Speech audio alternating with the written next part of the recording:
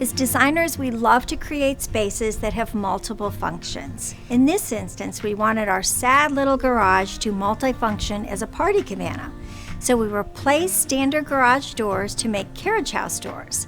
For the ceiling, we took out the lower drywall ceiling and added additional structural supports and a light-enhancing cupola. We also removed old shag carpeting and coated our floors with this nice, clean, white poly coating. Next, we added a set of custom double Dutch doors to the back of the garage so that we had complete circulation with the backyard barbecue spaces.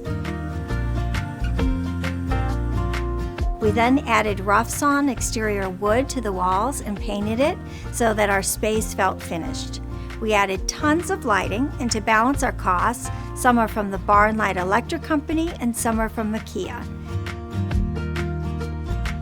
We added shelves for safe outside cushion storage and decorative panels that match our tablecloths so that our space feels a little more cabana-ish.